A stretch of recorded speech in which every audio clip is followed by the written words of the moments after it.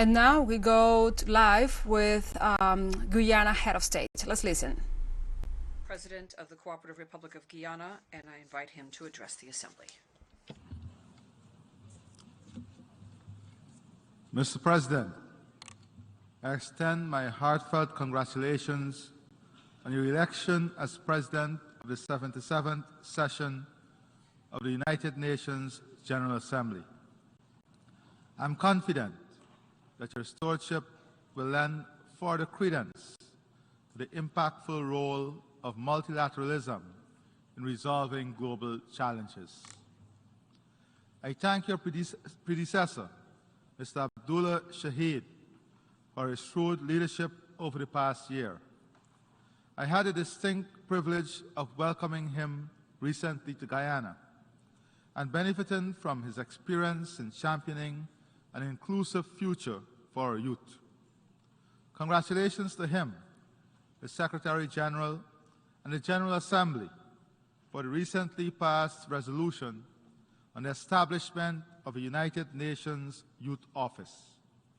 1 month ago in Guyana, I launched the Youth Advisory Council as part of my government's commitment to ensure the involvement of young people in decision-making and development as the government work towards building Guyana's future.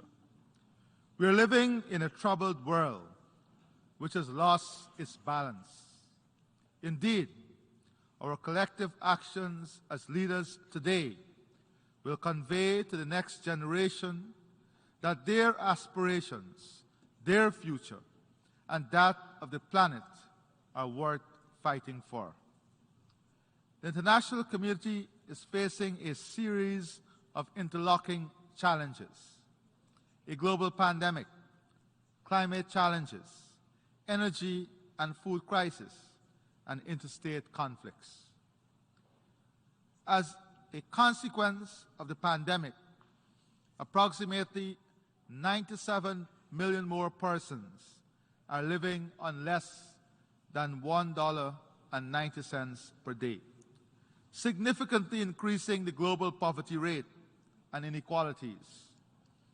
The developing world lost revenues and income that were earmarked for the achievement of many sustainable development goals, pushing us further away from our 2030 targets. A UN report in March 2022 spoke definitively to the unequal distribution of COVID-19 vaccines and its impact on widening economic disparity between the rich and the poor. The study found that low-income countries could have increased their GDP by $16.7 billion in 2021 if they had a similar vaccination rate as high-income developed countries. How are we going to address this inequality? How are we going to address this injustice?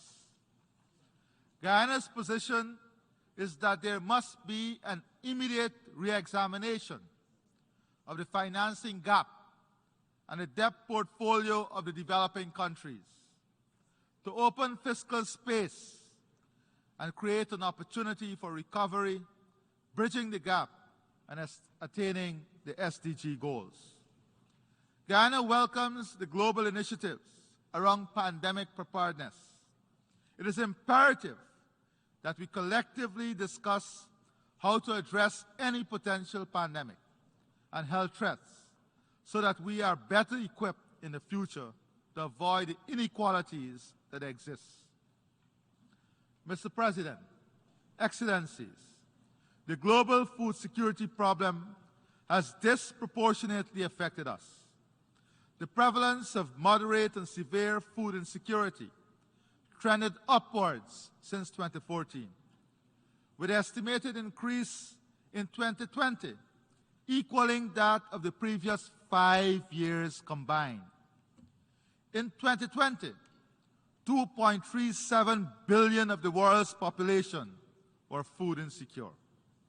Additionally, the World Food Programme and FAO warned that acute food insecurity would worsen in 20 hunger hotspots from June to September 2022.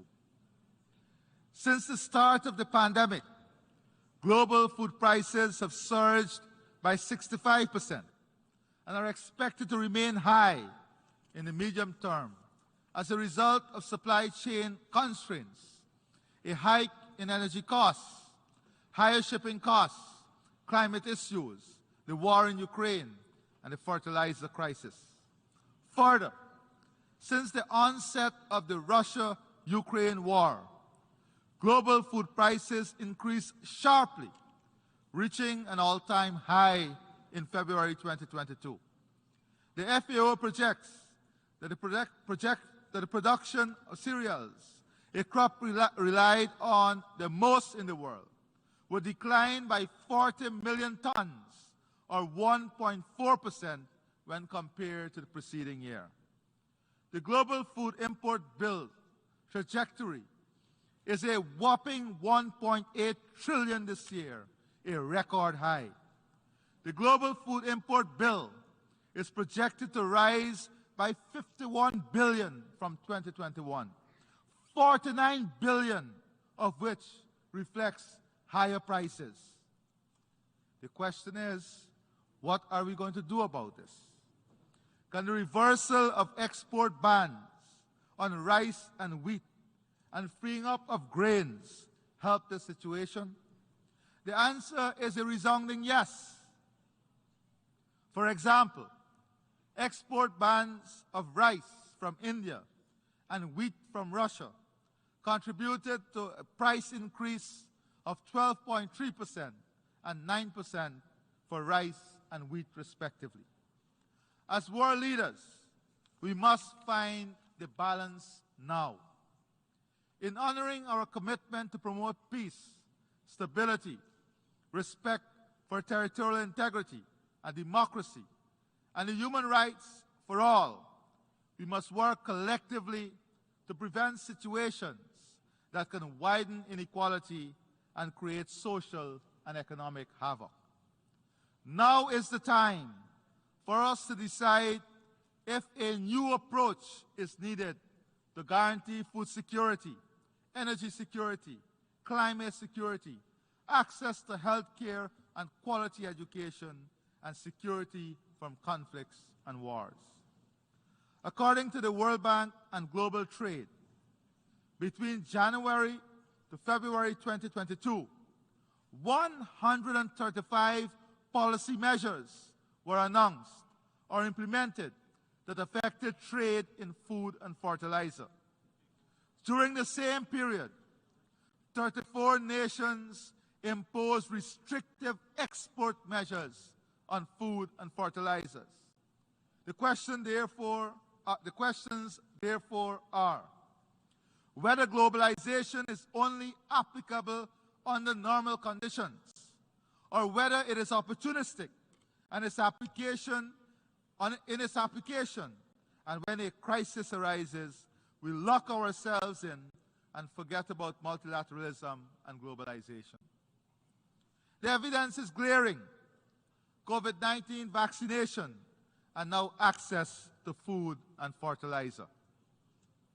A welcome initiative is the FAO's Global Food Import Financing Facility, which seeks to respond to the prevailing soaring food import costs and addressing the needs of the most exposed. However, there is need to revise the eligibility criteria to accommodate countries beyond the categories of low-income and low-middle-income groups. This narrow grouping heightens the chance that many at-risk, economically vulnerable countries, such as the Caribbean, with large food and food import needs, will be excluded. Mr. President, Excellencies, we all recognize that there is a climate crisis. We must go back to some of the decisions. For example, in COP26, we agreed no more coal-fired power projects. What is the reality? While policies and planning for climate change adaptation are expanding, according to the Adaptation Gap Report 2021, the Gathering Storm, financing and implementation are still far behind. Financing of adaptation and implementation are still far behind where they should be.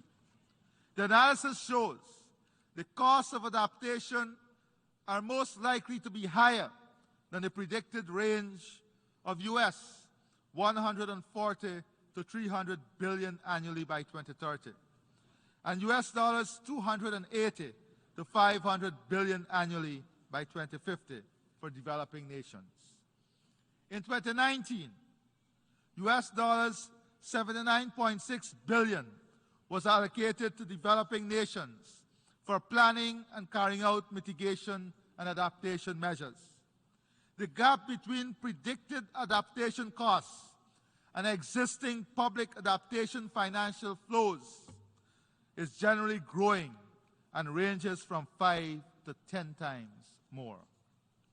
The paltry 100 billion pledge and the failure to meet it must be viewed in the context of the likely costs of climate change, climate action for mitigation, adaptation, and addressing loss and damage. It is not enough. The adoption of broad rules on carbon markets in Glasgow has the potential to unlock critical resources for forest-rich countries. Forested countries like Guyana can potentially earn billions of dollars accessible through the voluntary carbon markets.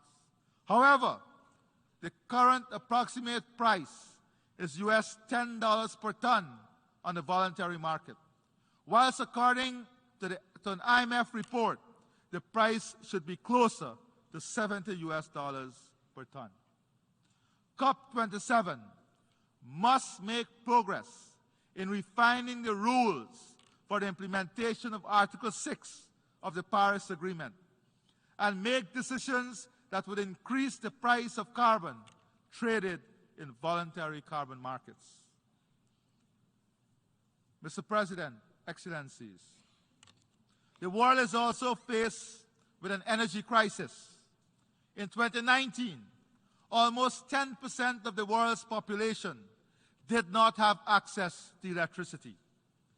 Electricity generated by fossil fuel increased by 178% from 2000 and 2021.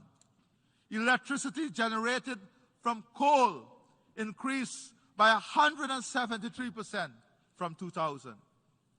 Based on a recent energy outlook from the U.S. Energy Information Administration, coal-fired generation is expected to be a key energy component as a result of several factors, including a drop in the share of natural gas and rising oil prices. Whilst all of this is occurring, the global energy demand is projected to increase by 47% in the next 30 years. According to the IEA, global electricity demand grew by 6% in 2021 and is projected to grow by 2.4% in 2022, of which only 50% is expected to be met from renewables. As such, the other 50% would have to be met from non-renewable energy sources. Furthermore, analysis by the IEA indicates that getting on the path to net zero emissions by 2050 would require a threefold increase in the current level of investments in the clean energy transition to about $4 trillion by 2030. The question is, therefore, how do we realistically strike this balance? This conversation must be practical, comprehensive, and fact-based. We all recognize that adjustments must be made to save our planet. But how will we craft this adjustment? considering the energy and food crisis, which are also critical, and ensure that inequality and access do not in access dollars by 2030. The question is, therefore, how do we realistically strike this balance? This conversation must be practical, comprehensive, and fact-based. We all recognize that adjustments must be made to save our planet. But how will we craft this adjustment, considering the energy and food crisis, which are also critical, and ensure that inequality and access do not widen? In this energy transition, fossil fuel remains necessary. In this context, we are convinced that new entrants like Guyana must be part of this balanced approach. Even as a new entrant, Guyana proposed at COP26 the removal of subsidies from fossil fuel production and advocated the need for a strong global carbon price. We, however, do not believe that new entrants should be punished by removing access to financing and increasing costs of financing. This, in effect, will protect an existing monopoly, drive up the cost of investment, and deliver a higher price product. Mr. President, Excellencies, we are committed to building a Guyana that addresses issues of food security, climate change, energy security, and inequalities within our country and the region. Under the banner of One Guyana, my government has embarked on many initiatives to help bridge the gaps of inequality and access.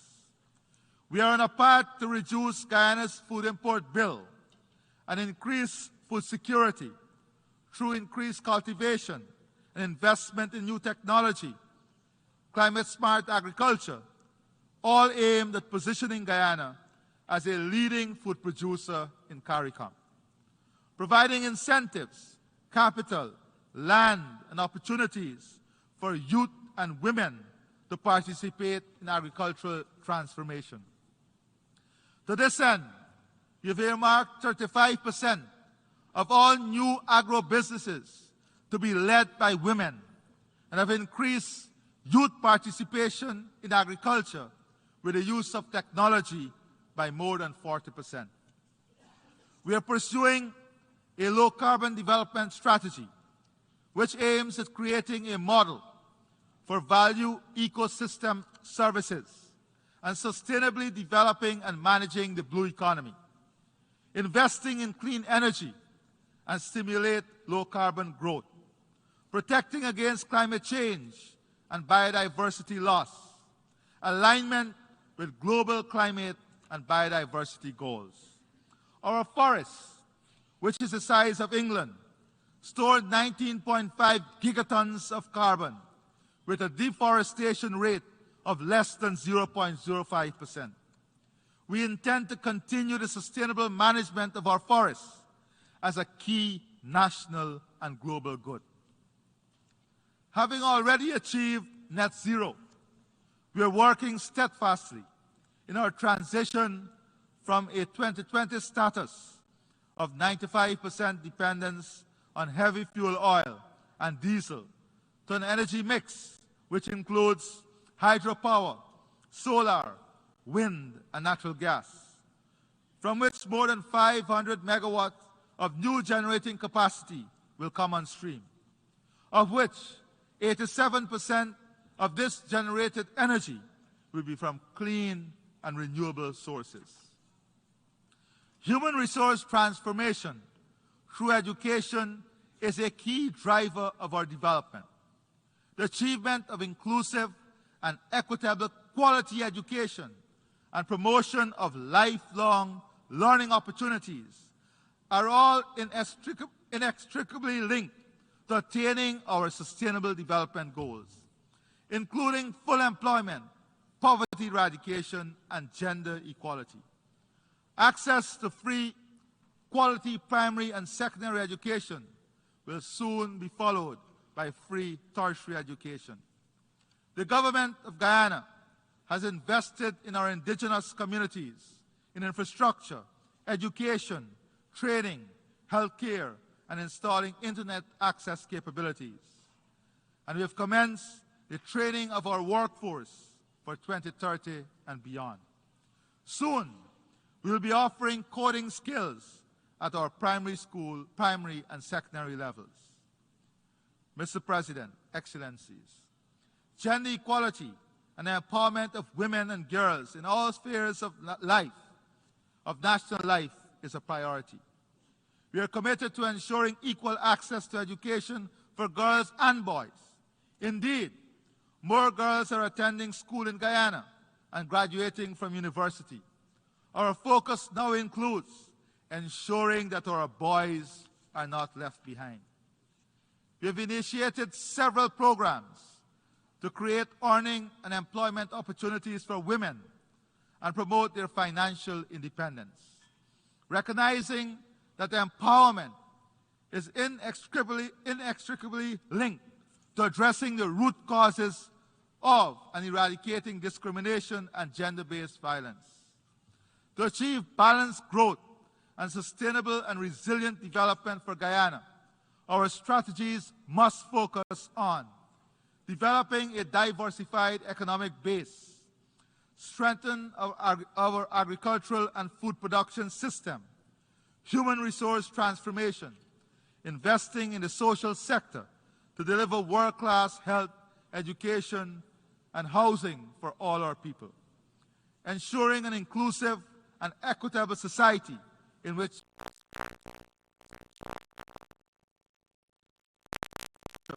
through the strengthening of our democratic values and respect for the rule of law. Mr. President, Excellencies, as part of the global family, Guyana subscribes to a rule-based international order, as well as the need for resurgence of political will and commitment to protect the multilateral architecture. We are deeply concerned about the number of persons living in conflict situations. The ongoing war in Ukraine is having terrible effects on the region and country, the impact of which are disproportionately felt by women and children. We urge a speedy and peaceful resolution of the conflict and express support for the efforts of the United Nations Secretary General in this regard. In our own region, we again join the overwhelming majority of members of the international community in reiterating Guyana's rejection of the sanctions imposed on the Republic of Cuba. Guyana also restates its solidarity with the Palestinian people and its support for their dignified existence in their own homeland in accordance with a two-state solution. Guyana does not condone or support the threat of or use of force in relations between states or in the resolution of disputes. Consistent with the Charter of the United Nations, Guyana subscribes to the use of peaceful means to settle disputes.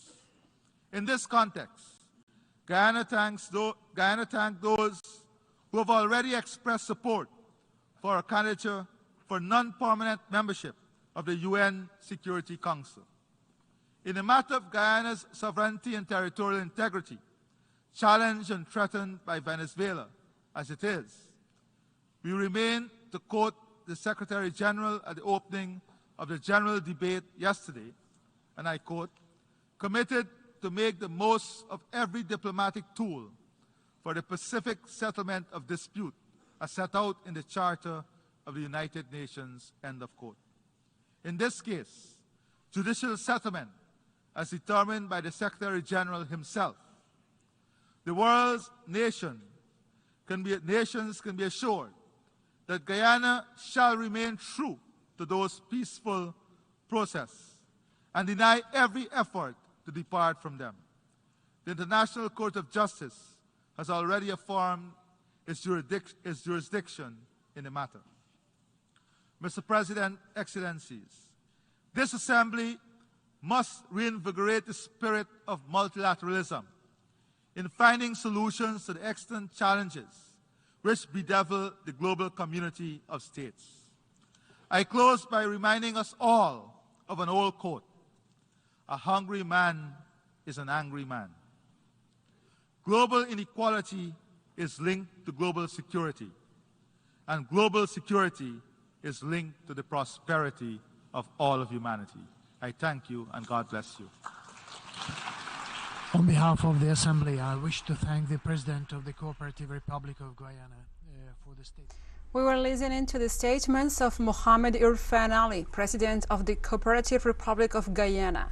Irfaan referred to global challenges facing his nation: food crisis, COVID-19 aftermath, and climate change.